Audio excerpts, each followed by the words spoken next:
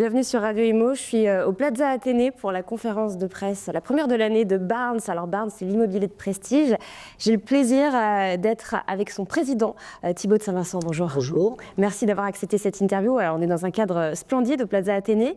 Première conférence de presse de rentrée avec le Barnes City Index 2025 dévoilé. Alors chaque année, on attend avec impatience les villes les plus convoitées par les ultra-riches. Alors justement, qui sont ces ultra-riches ? Alors, principalement cette année, les Américains, l'Amérique du Nord, qui investit dans les plus belles destinations du monde. Et c'est vrai que le Barnes City Index cette année a mis à l'honneur 5 villes. Madrid en numéro 1, suivi de Dubaï, Miami, Monaco et Milan. Alors Madrid, on en parlera plus en détail tout à l'heure avec la personne qui s'en occupe, qui est sur le terrain justement. Mais Madrid, c'est vraiment une belle position cette année. C'était Dubaï l'année dernière qui était premier. Donc Madrid a détrôné Dubaï. Madrid a détrôné Dubaï. Ça fait effectivement 5 ans de hausse continue des prix à Madrid, une ville qui est devenue résolument internationale avec beaucoup d'Américains du Sud qui se sont installés à Madrid, une ville qui à la fois est attirante par son climat, 300 jours de soleil par an, par sa fiscalité qui est intéressante notamment avec la Beckham Law qui est une loi qui permet à des entrepreneurs qui s'installent de bénéficier d'un impôt forfaitaire de 20%. Également sur la transmission, et puis rénovation urbaine importante, et enfin une grande sécurité. Et on l'appelle aussi la ville des 15 minutes parce que c'est une des rares villes internationales où il n'y a pas d'embouteillage et où vous vous déplacez partout en moins de 15 minutes. Alors ça, c'est vraiment magique. C'est magique. Alors on les appelle les UH, je le fais en français, UHWNI, pour justement Ultra High Net Worth Individuals. Exactement. Ce sont donc les ultra riches qui ont un patrimoine de plus de 30 millions de dollars et plus. Voilà. Qui sont aujourd'hui 426 000 dans le monde, et qui étaient autour de 60 000 en 1998. Donc on voit qu'en 25 ans, cette population s'est multipliée par 7.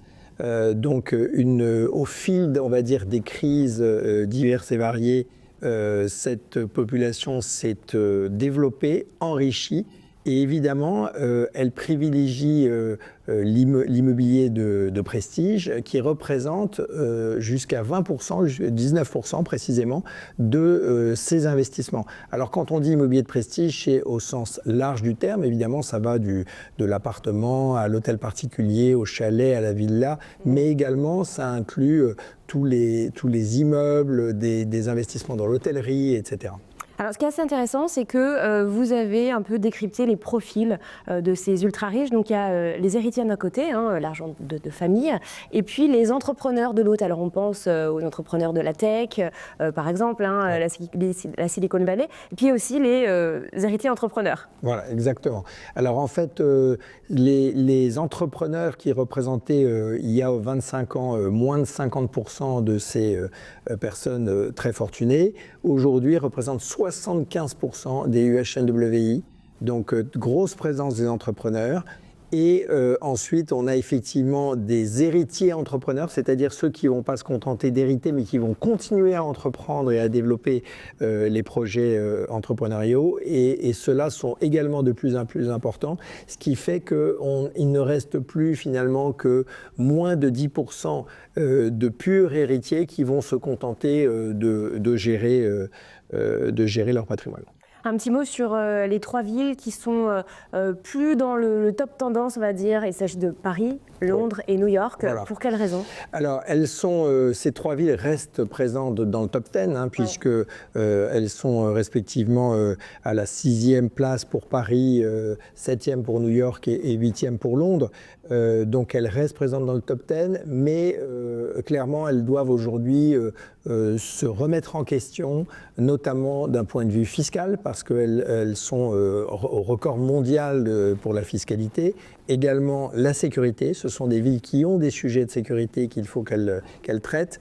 Et enfin, la rénovation urbaine, il y a aujourd'hui, ces 3 villes sont à la traîne, justement par rapport à Madrid, à Dubaï, même à Milan, qui est une ville qui a énormément de projets de rénovation urbaine. Et puis la propreté aussi, j'imagine. Et la propreté, voilà. On le voit hein, à Paris, il faut le dire, c'est pas très propre. Voilà, c'est pas la priorité de la ville. C'est un peu le même sujet à New York. Et donc, je pense que là, il faut recentrer les priorités. Alors, on ne fait pas de politique, mais c'est vrai que ça s'est dégradé sous le mandat de Anne Hidalgo. Est-ce que vous voyez là un lien Ben c'est sûr qu'Anne Hidalgo a ses priorités qui sont le zéro voiture, mais peut-être que la qualité de vie, finalement, au quotidien des Parisiens, s'est un peu dégradée et qu'il faut parfois se poser des questions justement par rapport à ces classements. Oui.